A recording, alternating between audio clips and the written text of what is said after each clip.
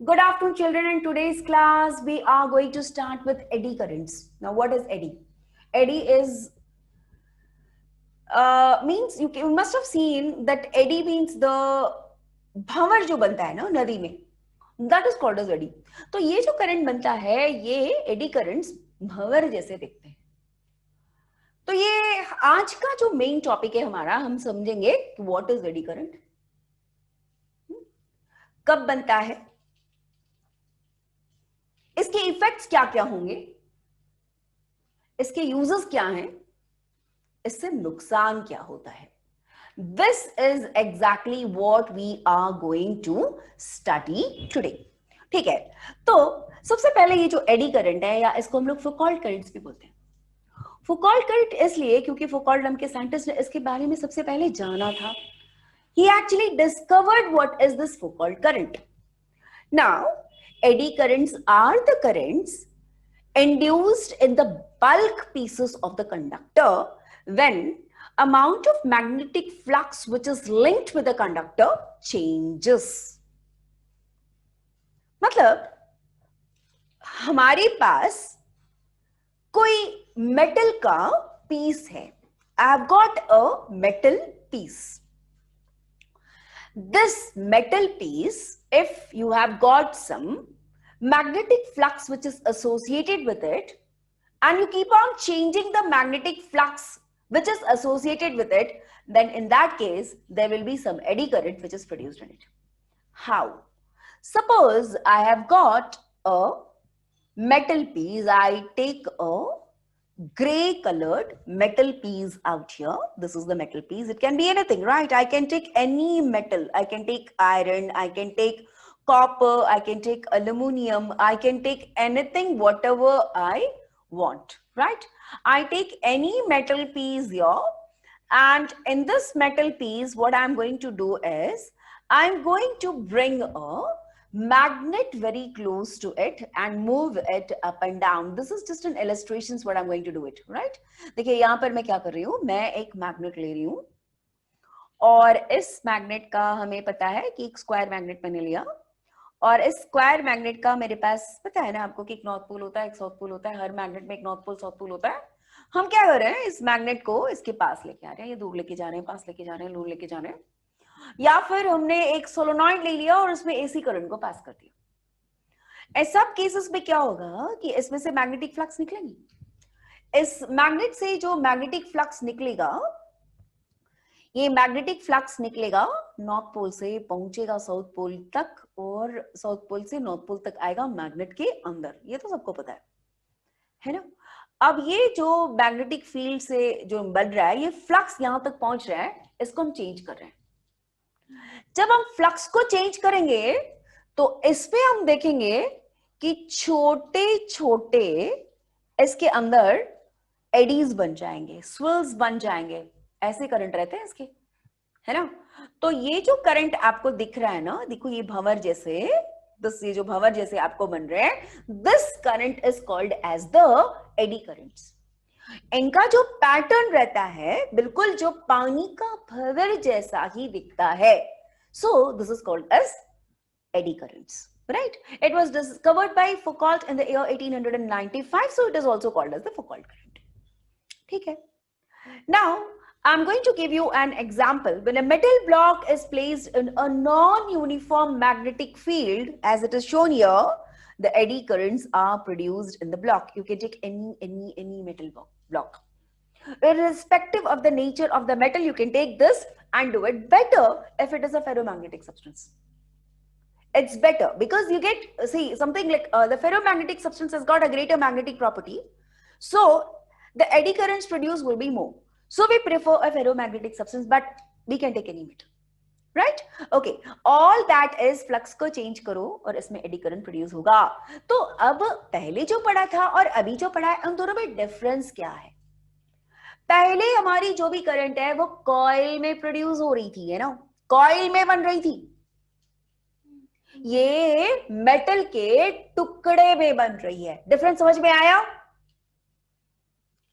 Difference समझ में आया? पहले वाला हमको कॉइल में बन रहा था, और अभी जो बन रहा है ये मेटल के पीस के अंदर.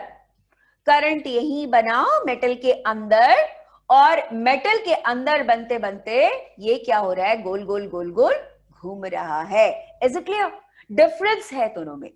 अब इसका मैग्नीट्यूड कितना होगा, तो हम बोलेंगे the magnitude of the induced current is equal to the induced EMF divided by the resistance. But हमारा ईएमएफ कितने के बराबर होता है, तो बेटा फैराडेज का लॉ लगेगा यहां पर भी।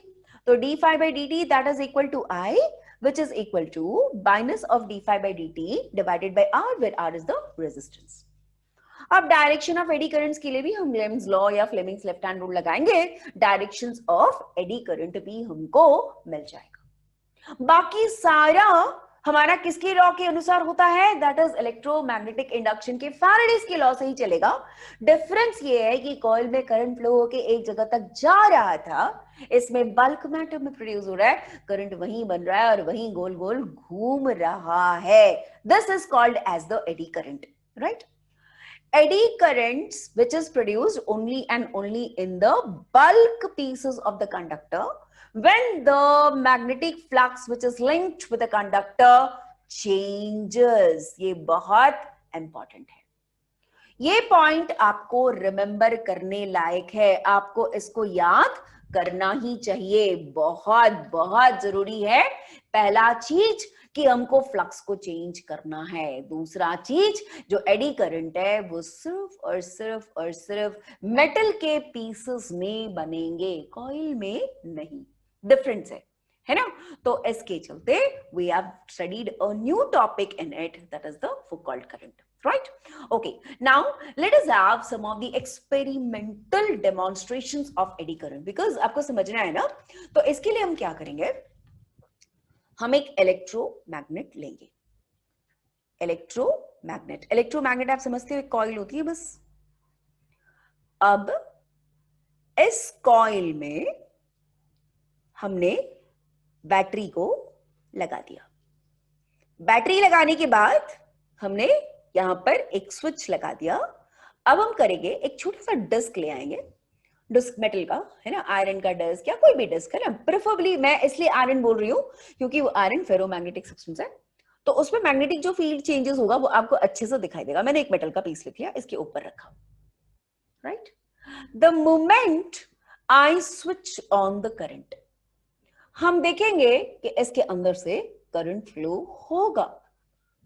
कॉइल में जैसे ही करंट फ्लो होगा, पहले जीरो था, थोड़े समय के बाद नहीं पूरा फिक्स बढ़ेगा वो, तो एक मोमेंटरी, एक छोटे से समय के लिए इसमें करंट चेंज होगा। करंट चेंज होगा तो इसमें मैग्नेटिक फ्लक्स भी चेंज होगा, जो इसमें से निकलेंगी। ये सोलोनॉइड है बेटा, इलेक्ट्रोमैग्नेट बेसिकली एक सोलोनॉइड होता है। जैसे हमने इसमें करंट को पास किया तो ये इलेक्ट्रोमैग्नेट बनेगा,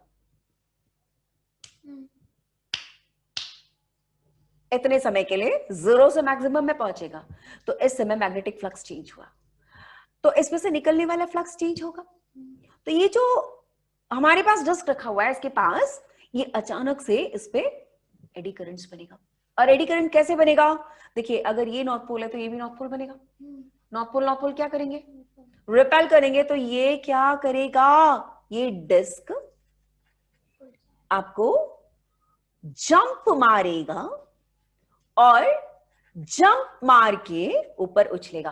तो ये डेमोन्स्ट्रेशंस आपको क्या बताता है, ये आपको बताता है कि भाई इसमें एडी करंट प्रोड्यूस हुआ। एडी करंट प्रोड्यूस हुआ, और एडी करंट कैसा प्रोड्यूस हुआ, अगर ये नॉर्थ पोल है तो ये भी नॉर्थ पोल होगा, और ये साउथ पोल है तो ये भी साउथ पोल होगा। तभी तो ये दोनों एक दूसरे को रिपेल किया और ये कूद के दूर गया। उल्टा होता तो अट्रैक्ट ना हो जाता। यहां क्या हो रहा है, रिपेल कर रहा है, रिपेल करके कूद के दूर जा रहा है। तो ये एक ऐसा एक्सपेरिमेंट है जो आपको डेमोन्स्ट्रेट करके बताता है कि भाई एडी करंट नाम का कोई चीज प्रोड्यूस हो रहा है। Is this clear? I understand it is yes. The oscillation of metal pieces between the magnet. I've got another experiment also. Now, the oscillations of the metal piece between the magnet, let me do that first. Now, I'll take two big pieces of the magnet, right? I'll take two big pieces. Now, these two big pieces are in such a way that मैं preferably एक horseshoe magnet भी ले सकती हूँ, 2 equal magnet आसपास ले सकती हूँ। शर्त क्या है, ये नॉर्थ पोल ले लेती हूँ और ये मेरा साउथ पोल। अब मेरे पास एक रिजिड सपोर्ट है और इस रिजिड सपोर्ट के अंदर मैं काम कर रही हूं।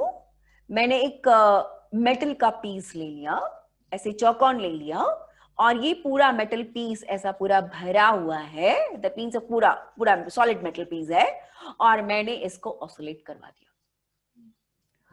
ऑसिलेट करवा दिया, देखो इसको अपन बिना मैग्नेट के ऑसिलेट करते हैं। जब बिना मैग्नेट के ऑसिलेट अगर आप करवाते हो तो काफी देर तक ये ऑसिलेट करता है ना। बचपन में कुछ ना कुछ तो किए ही होंगे ऐसे काम, किसी भी चीज को किसी भी रस्सी से बांध के उसको ऐसे हिलाना डुलाना, पेंडुलम जैसा, है ना, टाइम पास। पता नहीं किए हैं कि नहीं। I understand that most of the children do this. Metal piece को अपन ने लगा दिया तो ये देख रहे हैं अपना ऑसिलेशंस बहुत देर तक चलता रहता है, उसको देखने में पता नहीं बहुत मजा आता है। लेकिन अब आपने क्या किया, इसको 2 मैग्नेट्स के बीच में लगा दिया। जैसे ही 2 मैग्नेट के बीच में लगा दिया ना, तो इसकी जो ऑसिलेशन का टाइम कम हो जाएगा, बहुत जल्दी ये रुक जाएगा। This stops the oscillation, stops very soon. That means इसको हम कहते हैं मूवमेंट इज डैम्प्ड। ये जो ऑसिलेशन है, the oscillation is damped. Damped मतलब वो स्लो हो गया, कोई और फोर्स आया जो इसको रोका, राइट। तो हम क्या देखते हैं कि वहां पर पहले वाले केस में हमारी मेटल पीस के अंदर एडी करंट प्रोड्यूस हुआ और वो जंप किया, और इस केस में वो ऑलरेडी हिल रहा था और अब वो रुक गया बहुत जल्दी। भैया हमने आपको लेंज लॉ नाम का कोई चीज बताया। लेंज लॉ आपको ये बताता है कि भाई जो भी मैग्नेटिक फ्लक्स का चेंज का कारण है, जो भी मैग्नेटिक फ्लक्स का होने का कारण है, उस कारण को रोकेगा। नॉर्थ पोल बना, खुद भी नॉर्थ पोल होकर के दूर भाग गया, उस नॉर्थ पोल को कम करने की कोशिश किया। यहां पर हिल रहा है, हिलने की वजह से मैग्नेटिक फ्लक्स चेंज हो रहा है। यहां पर मैग्नेटिक फ्लक्स चेंज हो रहा है, क्यों हो रहा था?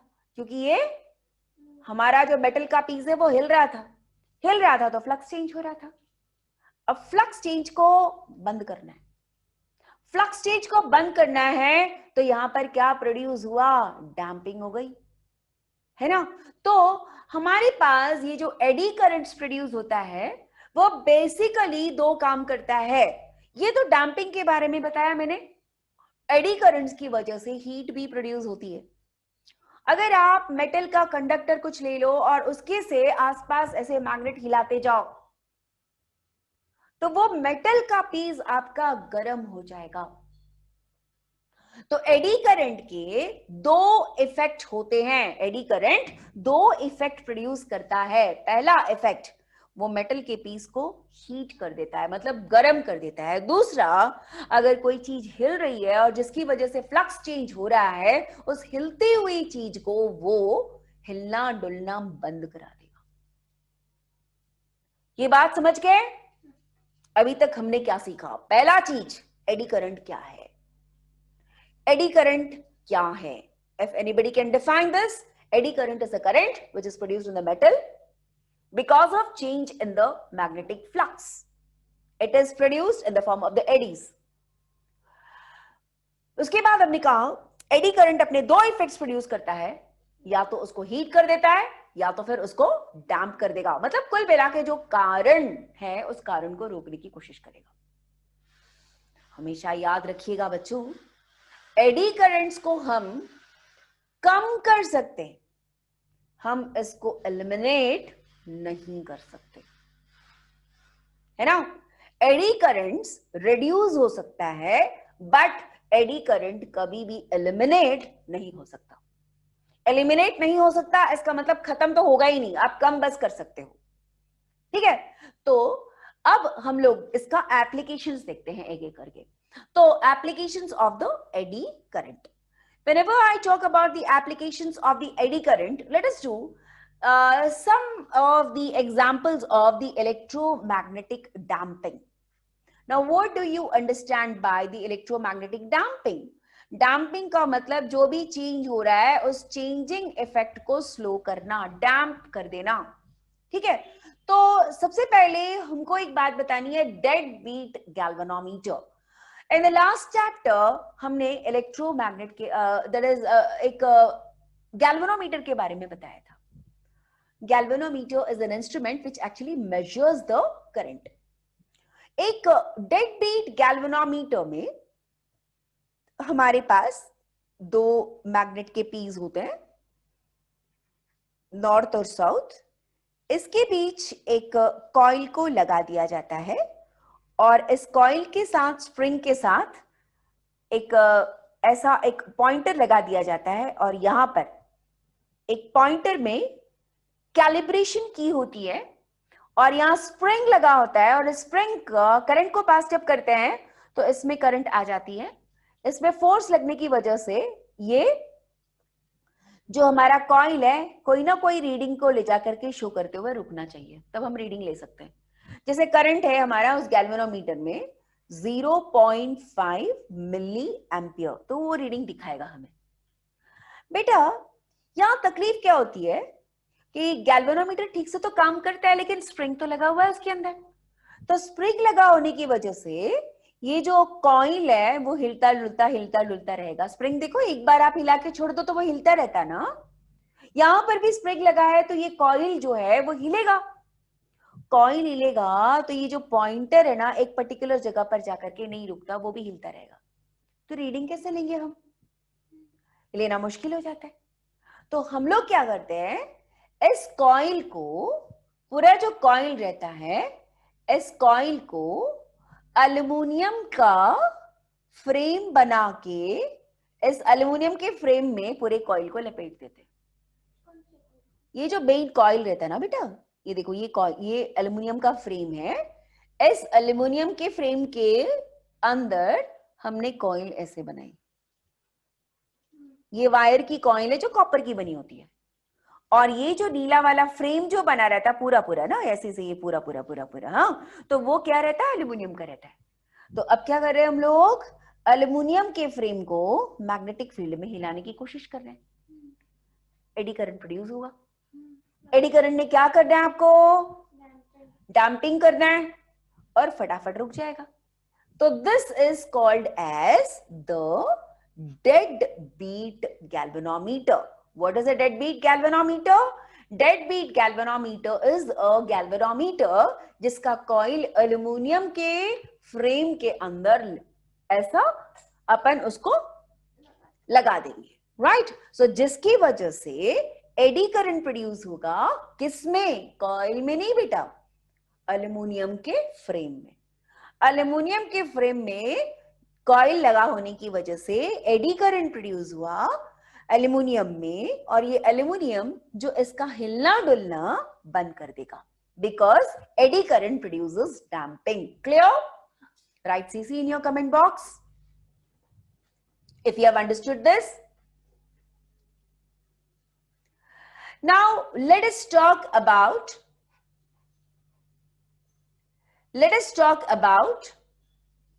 the iron piece which is falling through a PVC pipe and an aluminum pipe. इस एक्सपेरिमेंट को भी हम करते हैं।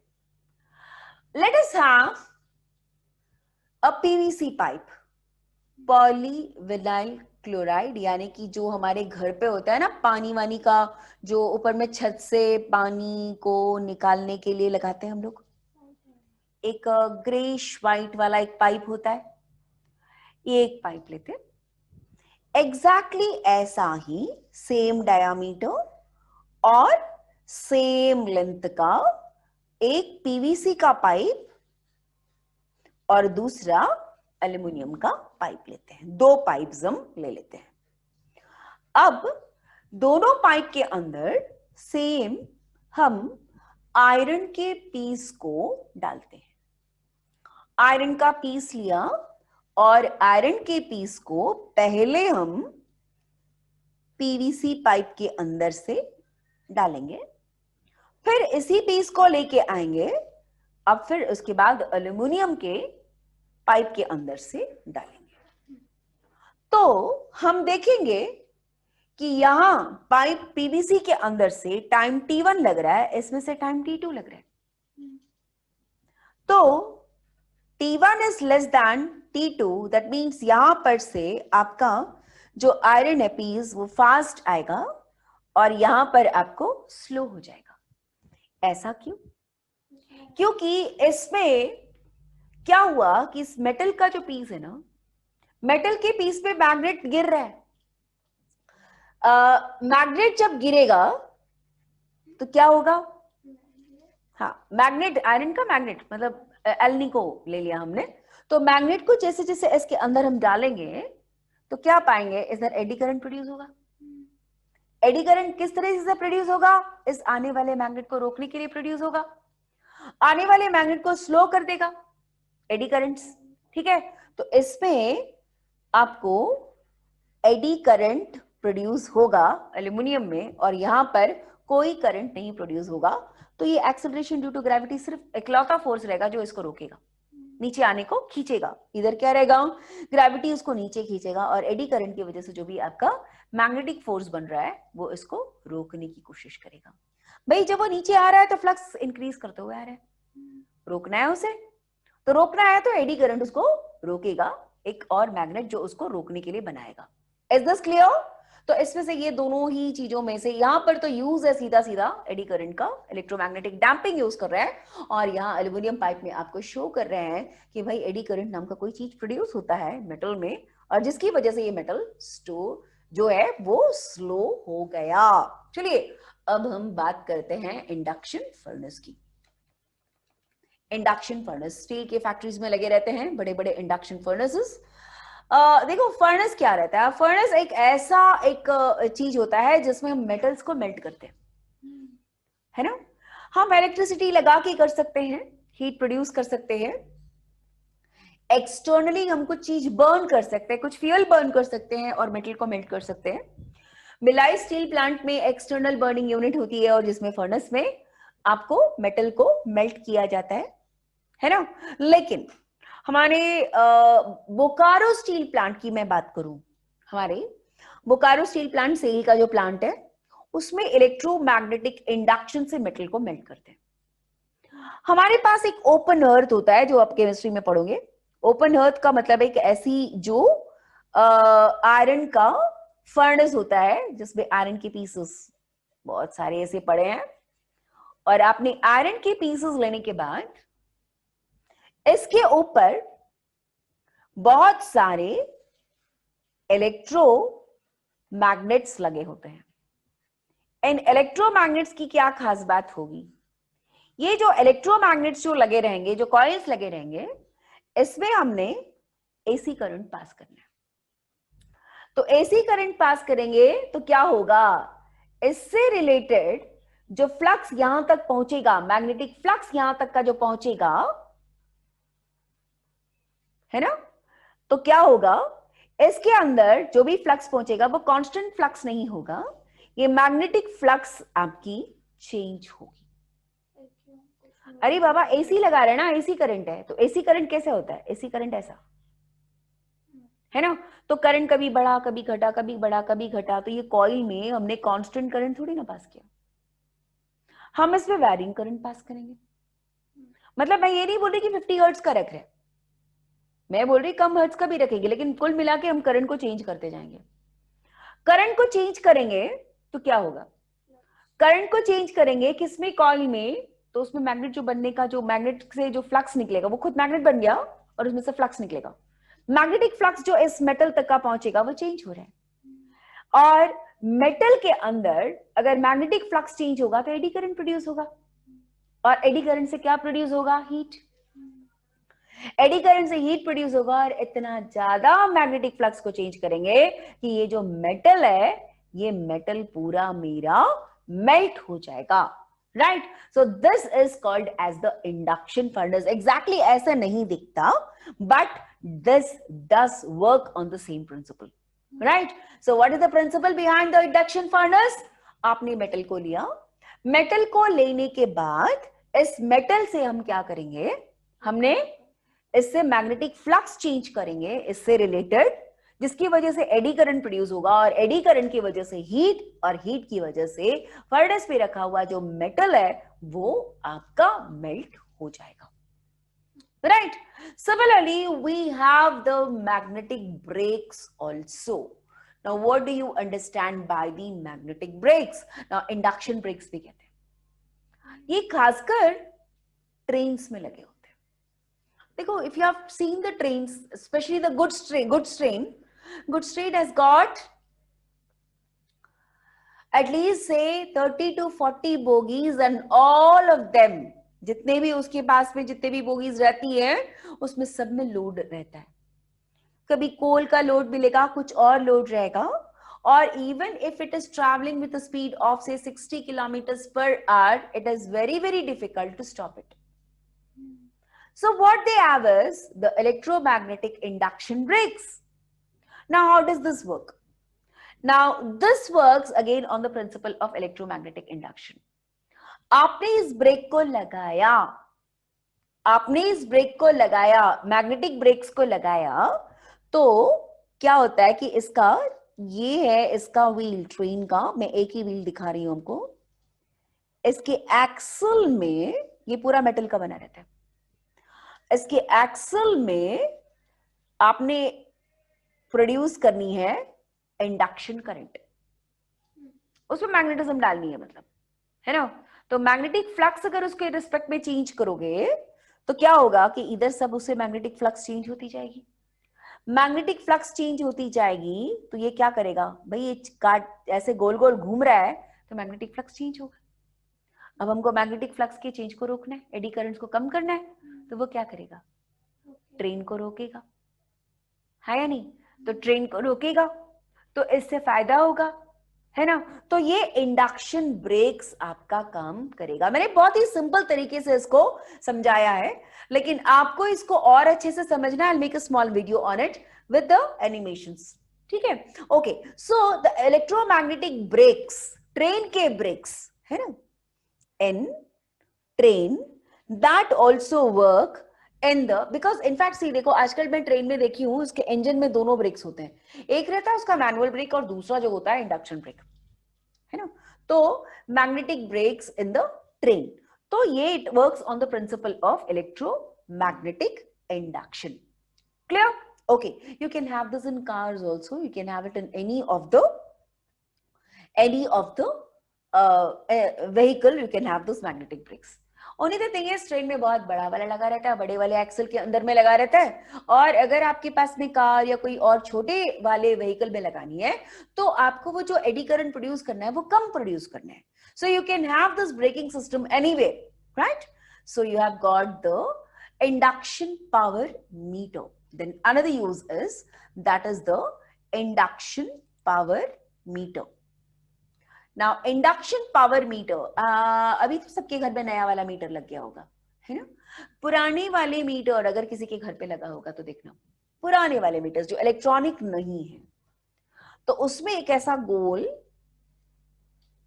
ऐसा एक गोल व्हील लगा रहता है, ध्यान नहीं होगा ना, मैं इसका अगर कहीं वीडियो मिलता है तो मैं लाके देती हूँ आपको। इसके यहाँ पर व्हील लगा रहता है। इसमें क्या होता है, हमारे घर में जो आती है ना, वो सप्लाई कौन सी होती है, दैट सप्लाईज एसी, और एसी के सप्लाई की वजह से ये मेटल का व्हील रहता है। तो ये एसी की वजह से जितना करंट आएगा उतना मैग्नेटिज्म प्रोड्यूस होगा, ज्यादा करंट आएगा तो ज्यादा प्रोड्यूस होगा, कम आएगा तो कम प्रोड्यूस होगा।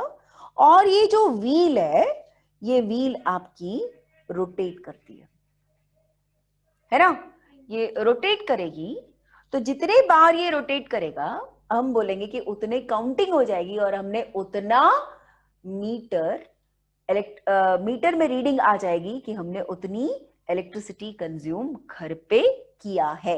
सो electric power meter also work in the principle of electromagnetic induction, right. Okay, but let me see whether I can get that. So किसी के पास अगर होगा तो I definitely give you. Yes, again induction motor also works on that. Speedometer आपके automobiles में, है ना, That is, automobiles में जितने भी speedometers रहते हैं, energy meters रहते हैं, they all work on the principle of the electromagnetic induction. Eddy currents are also used in diathermy, deep heat treatment of the human body. होता है वो भी इलेक्ट्रोमैग्नेट एडी करंट से ही प्रोड्यूस करते हैं, है ना? तो बहुत सारे इसके यूजर्स हैं. हाँ, सिर्फ यूजर्स ही नहीं है बेटा, यहाँ पर नुकसान भी बहुत होता है. अनडिजायरेबल इफेक्ट्स भी बहुत होते हैं. कितने लोग ट्रेन में ट्रैवल किए हो और आपने देखा कि एक प्लास्टिक का पेन ले जाके वो फैन नहीं चलता है. मैक्सिमम इंडियन रेलवेज में जो ऊपर लगे हुए पंखे नहीं चलते. तो आपने देखा होगा कि कोई ना कोई वहां पर जो ओवर एंथुसियास्टिक पर्सन जरूर होगा उस पूरे कंपार्टमेंट में, वो अपना प्लास्टिक का पेन लेगा और वो फैन को रोटेट करेगा और वो फैन रोटेट होने लगता है, जबकि सही सलामत रहता है. लेकिन फिर भी जब तक आप उसको नहीं घुमाते वो चलता नहीं है. लेकिन एक बार आप उसको घुमा दो तो उसके बाद वो चल पड़ती है. ये कितने लोगों ने देखा है? Please unmute yourself and speak out. Let us have this fun. Yes Dev, have you seen this? Uma? Yes ma'am, मैं ही बैठ के करता रहता हूँ 2-3 वही बार रोज. करते रहते हो. तो अच्छा, जब वो तुम हिलाते हो देव, तो क्या वो आसानी से हिलता है या फिर आपको लगता है कि थोड़ा सी ताकत लग रहा है, वो क्यों फंस रहा है, ऐसा लगता है? मतलब एकदम पहले लगा रहता है जाम हुआ है, बहुत दिनों से जाम हुआ जैसा होता है ना, हाँ, वैसा ऐसा लगता होता है. है. लेकिन फिर एक्चुअली वो जैम नहीं है बेटा, वो मेरे को जैम लगता था नहीं कि वो जाम हो गया बहुत दिनों से, मतलब जंग पड़ने ऐसा कुछ हुआ होगा तो काम ना नहीं करता. ना. वहां पर एडी करंट प्रोड्यूस हो रहा है. एक्चुअली आपका जो मोटर है, जैसे भी आपने इलेक्ट्रिसिटी को एसी करंट पास किया, वो एसी मोटर लगा रहता है. वो एसी मोटर घूमने लगता है बेटा. जब वो एसी मोटर घूमता है ना, तो वो किसके बीच में घूमता है? मोटर में कैसे रहता है? मोटर तो क्या, एक कोई भी मोटर ले लो आप, तो उस मोटर के अंदर आप देखोगे कि आपके पास दो मैग्नेट्स रहते हैं और दो मैग्नेट्स के बीच में, दैट इज नॉर्थ पोल और साउथ पोल के बीच में एक कॉइल पड़ा रहता है. ऐसा एक कॉइल पड़ा है. ये कॉइल जो है, इस कॉइल में इलेक्ट्रिसिटी प्रोड्यूस करते हैं और इसके साथ एक शाफ्ट लगा रहता है. और इस कॉइल के घूमने की वजह से ये मोटर के साथ में जो भी लगा रहता है शाफ्ट में, वो भी घूमने लगता है. बेटा, इस कॉइल में आप दो मैग्नेट के बीच में इसको घुमा रहे हो, तो क्या ये कॉइल में एडी करंट प्रोड्यूस नहीं होगा? हाँ, होगा कि नहीं होगा? कॉइल में एडी करंट तो प्रोड्यूस नहीं होता बोल रहे. कॉइल किसके अंदर लपेटा होता है? अरे कॉइल है, कॉइल कॉइल को एक मेटल रेक्टेंगुलर पीस के उसपे. अंदर अपन उसको रोटेट करके हाँ रखेंगे. या फिर कॉपर है भैया, कॉपर है, मेटल है ना, हाँ मैम. तो उसमें एडी करंट नहीं प्रोड्यूस होगा? होगा. तो एडी करंट का काम क्या है? जो एडी चेंज करंट वो प्रोड्यूस हो रहा है, फ्लक्स को चेंज करने से रोकेगा. रोकेगा. तो भाई हाँ. आप वो घुमाना चालू करेंगे, ये रोटेशन हमारी चालू हो रही है, तो एडी करंट भी तो प्रोड्यूस हो गया. और थोड़ा सा रोटेशन, तो थोड़ा सा एडी करंट प्रोड्यूस हुआ, रोक दिया. आपने क्या किया? रोटेशन को बढ़ा दिया. आपने जो मोशन पेन को फिर के से. जोर से किया तो रोटेशन बढ़ गया, यानी एडी करंट कंपैरेटिवली उतना प्रोड्यूस नहीं हुआ, इतनी शक्ति नहीं पाया कि वो उसको रोक दे. तो क्या हुआ? आपका फैन चलने लगा. और चलने के बाद में भी एडी करंट प्रोड्यूस होता है, लेकिन हमारा जो चलने का जो पावर है, जो speed of the motor becomes very large, और उतना एडी करंट उसमें नहीं प्रोड्यूस हो पाता जो उसको वापस रोक दे. ये शुरुआत में ही होता है बेटा, लेकिन एक बार वो चल गया तो उसके बाद वो जाम नहीं होता. समझ रहे हो ये बात? This is happening because of the eddy current. Okay, ma'am now पुराने मेटेलिक फैंस जो होते थे पहले के दिन में, उसमें भी ऐसा होता है ना? हाँ बेटा, उसमें भी होता है. पुराने कूलर्स में ऐसे होते हैं. आजकल उनको थोड़ा सा लाइट बनाया गया है. देखो, पहले जो मोटर्स बनते थे वो काफी हेवी मेटल्स के बनते थे. आजकल जो बन रहे हैं फैंस के या कूलर्स के, जो भी फैंस बन रहे हैं, वो कंपैरेटिवली लाइट वेट के बन रहे हैं. तो लाइट वेट पे उतना ज्यादा इफेक्ट नहीं होता, मेटल्स उतना नहीं रहता, तो एडी करंट्स को कम किया गया है. नई टेक्नोलॉजी में थोड़ा सा एडी करंट को कम करने के लिए यूज किया है. लेकिन तकलीफ इस बात की है कि पहले के फैंस, अगर even it is like 50 years old, nothing is going to happen to it. I've got a fan in my house which is 50 years old, right? But there are some fans which is not working in my classroom, they are only 3 years, 4 years old. So the new technology has got its own disadvantages also, right? हाँ, And उनका बहुत ही ज्यादा powerful होता yeah, था. yeah. सो अब eddy currents क्या क्या करता है? There are some undesirable effects of the eddy current. The undesirable effects of the eddy current is that one, they oppose the relative motions, they involve the loss of energy in the form of the heat, है ना? Excessive heating may break the insulations of the appliance and reduce their life. ठीक है, अब हम करते हैं एक important चीज, तो मैंने आपको बताई नहीं. वो इंपॉर्टेंट चीज है कि हमारे घर का इंडक्शन जो कुकर होता है, that induction cooker is also based on the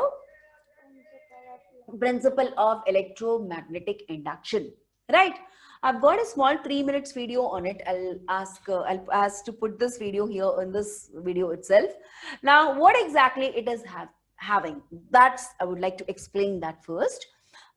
पुराना वाला अगर इंडक्शन कुकर किसी के घर पे पड़ा हो तो इसको ओपन करके आप देख सकते हैं.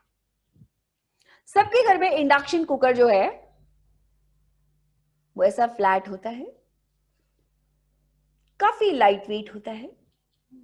यहां पर आपके पास इलेक्ट्रॉनिक पैनल्स लगे होते हैं, स्विच वगैरह, है ना, temperature control and all that. And the cooking area is only and only a small circle. आप यहां सब अपना हाथ रख के देखोगे तो हीट भी नहीं होता. इस पैनल के ऊपर तो आपको बिल्कुल भी गर्म नहीं लगता. सिर्फ जो गर्म लगता है बस यहां पर लगता है. अपन को जो भी कुकिंग करनी होती है बस इसी एरिया में अपन को करना होता है. इसके आगे पीछे रखेंगे तो वो हीट होगा ही नहीं, है ना. ये तो सबने एक्सपीरियंस किया. अब इसके अंदर क्या होता है? इसके अंदर आपके पास कॉपर का एक कॉइल होता है एग्जैक्टली इसके बराबर. और इस कॉइल में हमारे घर की सप्लाई क्या होती है? AC current. एसी करंट, इसमें इलेक्ट्रॉनिक इक्विपमेंट रहते हैं हमारे, जो जिस टेम्परेचर में हमको चाहिए उतना करंट वो भेजेगा, राइट. अब एसी करंट जैसे ही भेजते हैं कॉइल में, सो नेचुरली इसके चारों तरफ मैग्नेटिक इफेक्ट प्रोड्यूस होगा. अब इस कॉइल के ऊपर, ये कॉइल है, इसके ऊपर हमारे पास एक मेटल डिस्क लगा रहता है, राइट. अब ये मेटल, इसमें ये जो मैग्नेटिक फील्ड जो इसकी वजह से बन रही है यहां तक पहुंच रही है. और कैसी फील्ड पहुंच रही है? वैरिंग की कांस्टेंट. वैरिंग की कांस्टेंट. उमा, कांस्टेंट ना बेटा, AC current. Varying AC current है ना बेटा, एसी करंट वैरी होता है. करंट अगर वैरी होगा तो इसके अंदर से निकलने वाला मैग्नेटिक फील्ड भी वैरी होगा. मैग्नेटिक फील्ड अगर वैरी हुआ, ये मेटल का पीस है. ये क्या पीस है? This is a metal piece. अब ये जो मेटल पीस है, ये जो मेटल पीस क्या करेगा? ये मेटल पीस है ना, अब हीट हो जाएगा. क्यों? क्योंकि इसके अंदर एडी करंट प्रोड्यूस हो रहा है. और एडी करंट प्रोड्यूस होने की वजह से ये गर्म हुआ. और आपने इसके ऊपर मेटल का ही पीस रखना है. मेटल का पीस रखोगे तभी ये गर्म होगा. कोई और आर्टिकल इसके ऊपर रखोगे तो वो गर्म नहीं होगा, हीट ट्रांसफर नहीं होगा, राइट. इधर तो प्रोड्यूस होगा लेकिन उस तक ट्रांसफर नहीं होगा. इसीलिए देखना कि इंडक्शन का जो अपन कुकर के ऊपर में इंडक्शन जो भी अपन के पास में रहता है, तो वो जो उसकी जो वेसल होती है वो एकदम फ्लैट होती है. स्टोव में हमारे पास में जो भी चीजें हम रखते हैं वो इस प्रकार का रहता है, जबकि हमारे पास में जो इंडक्शन स्टोव में रखते हैं तो वो एकदम फ्लैट सरफेस होती है, ताकि मैक्सिमम एरिया इस कुकिंग एरिया को टच करे और इसमें जितनी भी हीट प्रोड्यूस हो रही है वो ट्रांसफर हो जाए, है ना. और इसकी हीटिंग इस हीटिंग से डिफरेंट होती है, right. So and it is a energy saving device. Why? हमारे घर में हीटर भी है. हीटर है ना, देखा है तुम्हारे घर का हीटर? एक ऐसा, मुझे नहीं पता कितने लोगों के घर पे अब होगा ये, ऐसा एक कॉइल श्रृंखला आपके घर में है. ये श्रृंखला,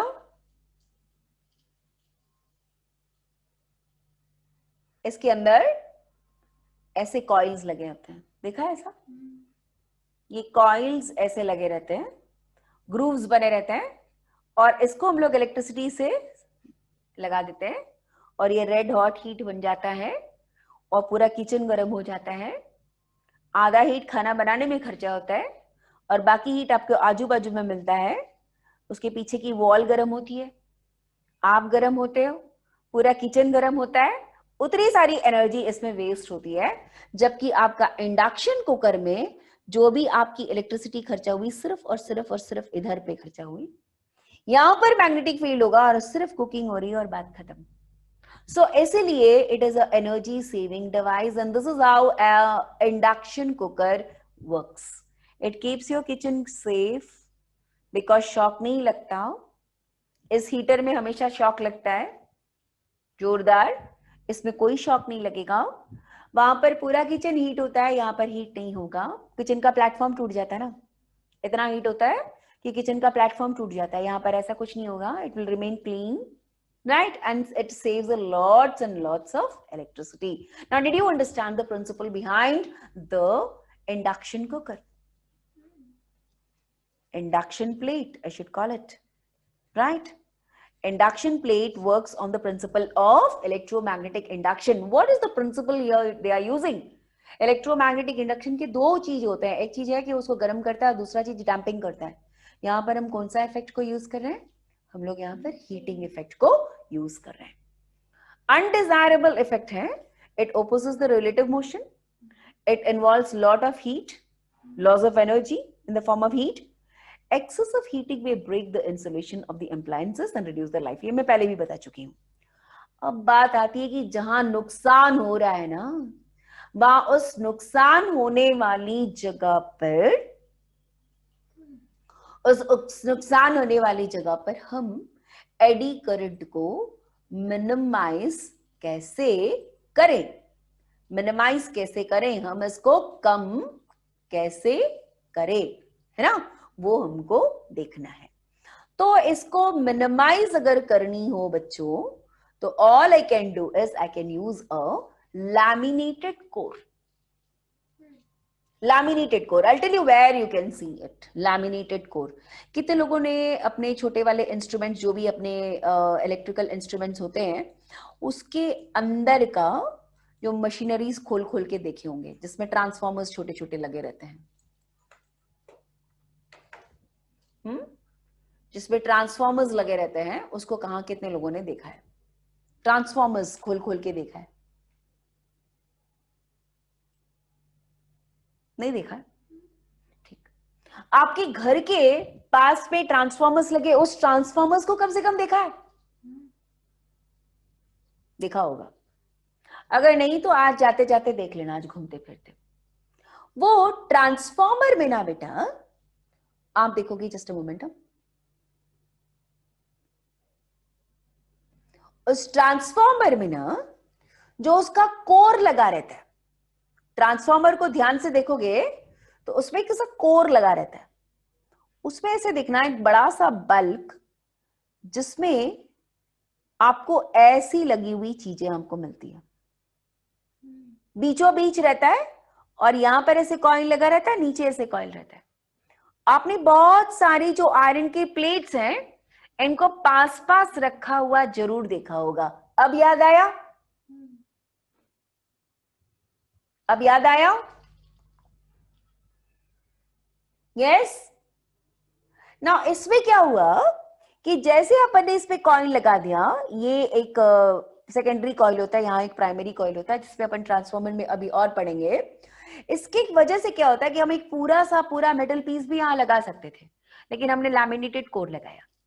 लैमिनेटेड कोर, इसका मतलब पतली पतली पतली पतली मेटल की शीट्स होते हैं, और मेटल शीट्स बहुत सारी पतली, और जितनी पतली चीज की लोगे आप शीट, उतना ज्यादा रेजिस्टेंस होता है। एरिया जितना मोटा कर दो तो रेजिस्टेंस कम हो जाता है। अपनी पतली पतली शीट्स ली, इसका मतलब रेजिस्टेंस बढ़ गया। रेजिस्टेंस ज्यादा, इसका मतलब करंट कम, एडी करंट कम, तो लॉस भी कम। तो हम क्या करेंगे, मिनिमाइज करने के लिए we will be using the laminated core. The large resistance between the laminated sheet reduces the current and reduced current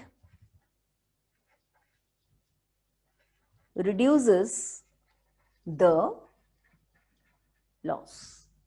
जो एनर्जी लॉस होता है इसमें, उस एनर्जी लॉस को अपन कम कर सकते हैं. कहां पर यूज होता है? Metal core can be used in the appliances like dynamo, transformer, choke coil, motor, सभी जगह हमको जो हमारा जो एडी करंट्स को कम करना, जहां पर भी जरूरत पड़ेगा, हम हर जगह पर लैमिनेटेड शीट की यूज करेंगे. Right? The plane of these sheets are arranged parallel to the magnetic field, so they cut across the eddy current path. ठीक है? ऐसा मैग्नेट का फील्ड को ऐसे लगाते हैं, तो हम लोग के पीछे एक लगाने की वजह से हम मैग्नेटिक फील्ड को काटेंगे, और जिसकी वजह से एडी करंट कम हो जाएगा, है ना? और हमको कैसे यहाँ पर, हाँ बेटा? मैम वो फर्स्ट वाले पॉइंट का क्या मतलब है? क्या बेटा? वो फर्स्ट वाला पॉइंट है ना, रिलेटिव मोशन वाला. ओके ओके ओके ओके, अभी बता रही हूँ, पहले इसको कंप्लीट कर लेने दे बेटा, अभी बता रही हूँ. तो इसमें जितना जैसे हीट है ना, जूल्स ऑफ एनर्जी, सो इसका जो फॉर्मूला क्या होता है? I square RT. भाई करंट को कम कर दिया तो हीट नेचुरली कम हो जाएगा कि नहीं? I square RT, that is the Joule's effect. तो जूल्स इफेक्ट अपने पास पे I स्क्वायर से कम हो जाएगा, तो जिसकी वजह से the current reduces, and current reduces, so heat loss is greatly reduced. Okay, now I am going to what is your doubt beta? Please could you tell me again? Ma'am first वाला जो line लिखा है ना, they oppose the relative motion. They oppose the relative motion, right? That is what you have to understand. ठीक है? देखिए बेटा, हमने कहा कि डैम्पिंग इफेक्ट या फिर इलेक्ट्रोमैग्नेटिक इंडक्शन की बेसिक्स जब मैं बता रही थी कि दो कॉइल को या दो शीट्स को या एक मैग्नेट और एक शीट को, है ना, ए मैग्नेट है ना, ये मैग्नेट मैंने नॉर्थ पोल साउथ पोल लिया, और ये मेरा मेटल का शीट है ना. अगर इसको जिस वेलोसिटी से मैं लेके जा रही हूं, अगर इन दोनों इसको भी उसी वेलोसिटी से लेके जा रही हूं ना, तो इसमें एडी करंट क्या, कोई भी इलेक्ट्रोमैग्नेटिक इंडक्शन की इफेक्ट नहीं प्रोड्यूस होगी. लेकिन अगर मैंने इसकी स्पीड को ज्यादा रखा और इसका स्पीड को कम रखा, या उल्टा जो भी रखा, इसका स्पीड को कम और इसका स्पीड को ज्यादा रखा, तो हमने क्या देखा कि इन दोनों के बीच में कोई रिलेटिव मोशन हो रहा है, यानी मैग्नेटिक फ्लक्स चेंज हो रहा है. राइट? तो रिलेटिव मोशन का मतलब क्या होता है बेटा? रिलेटिव मोशन का मतलब होता है कि एक मूव हो, दूसरा मूव हो, और दोनों के बीच में ऐसा लगे कि हाँ मूवमेंट हो रहा है ना? तो ये कह रहा है कि ये जो रिलेटिव मोशन को रोकने की कोशिश करेगा, क्योंकि रिलेटिव मोशन हो रहा है बेटा, जिसकी वजह से ईएमएफ प्रोड्यूस हो रहा है, और ईएमएफ की वजह से एडी करंट प्रोड्यूस हो रहा है, और जो भी चेंज हो रहा है उसको रोकना है उसको, है ना? तो अगर ये फास्ट और ये स्लो जा रहा है, तो इसको और स्लो कर देगा, बोलेगा तो दूरी रहे. अगर मान लो कि ये स्लो जा रहा है और ये फास्ट जा रहा है, तो इसको स्लो करने की कोशिश करेगा. क्यों? क्योंकि ये फास्ट जा रहा है और ये स्लो जा रहा है, इन दोनों के बीच में मोशन हो रहा है, तो मुझे इन दोनों के बीच में जितना ज्यादा स्पीड बढ़ेगा दोनों के बीच में, तो क्या होगा? उतना ज्यादा ईएमएफ, उसमें उतना ज्यादा एडी करंट प्रोड्यूस होगा. तो इसको बोलेगा दूर से इसका रिलेटिव मोशन को कम करेगा. What do you understand by the relative motion? That is equal to the speed of the first object minus speed of the second. दोनों के बीच में जो रिलेटिव वेलोसिटी है उसको कम करने की कोशिश करेगा, और जिसकी वजह से फ्लक्स कम होगा, और फ्लक्स कम होगा तो एडी करंट कम होगा. ठीक है? तो ये समझ में आ गई बात अब आपको बेटा? Yes, ma'am. Okay, fine. So this is all about the eddy currents, right? Let me revise in short what did we study in the eddy currents, and then we have got some more numericals to be done, right? Okay, so we have today's topic. What was the main topic today? Eddy current or the Foucault current. Where is eddy current produced? I want the answers. Unmute yourself and speak out. Where is eddy current produced? Metal. In bulk metal. Right. Okay. Who discovered eddy current? Who discovered eddy current? Foucault. Foucault. Right. Okay. Now, if you have got a metal block which is placed in a varying magnetic field, eddy currents are produced, right? Now, can eddy current be completely made zero? Can eddy current be made completely zero? क्या eddy current को हम zero कर सकते हैं? No ma'am.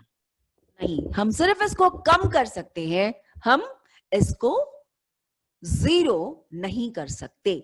एक coil है, इस coil electromagnet है ये, और इसके अंदर करंट जैसे ही हम ऑन करते हैं, इसके ऊपर रखा हुआ मेटल का डिस्क जंप करने लगता है. ऐसा क्यों? अपोज करता है क्योंकि सेम पोल्स के हो जाते हैं. एक्चुअली इसमें एडी करंट प्रोड्यूस होता है. एडी करंट का डायरेक्शन किस प्रकार से होगा? अब नॉर्थ साउथ तो नहीं बोलेंगे, हम ये बोलेंगे कि जिस भी डायरेक्शन पे हमारा करंट फ्लो होता है, एडी करंट का डायरेक्शन उसके ऑपोजिट होगा, और ऑपोजिट होने की वजह से वहां पर उस पर एडी करंट प्रोड्यूस हुआ, और एडी करंट की वजह से वो कूद करके बाहर गया. एडी करंट का दो इफेक्ट होता है. वो दो इफेक्ट कौन कौन से होते हैं? Eddy current produces two effects. What are the two effects which is produced by the eddy current? Heating effect or damping effect? Heating heating effect effect होता है और और एक एक damping effect. Damping effect. Damping effect होता है ना? Okay. Applications of eddy current, कहाँ कहाँ पर हम इसको यूज करते हैं? Dead beat galvanometer. अच्छा, पीवीसी पाइप है और एक एल्युमिनियम का पाइप है. किस पाइप में एक मैग्नेट का स्पीड कम होगा और किस में जितना बिना जैसे एयर में गिर रहा है उतना ही स्पीड से गिरेगा? एक पीवीसी है और एक एल्युमिनियम है. किसमें स्लो होगा और किसमें फास्ट?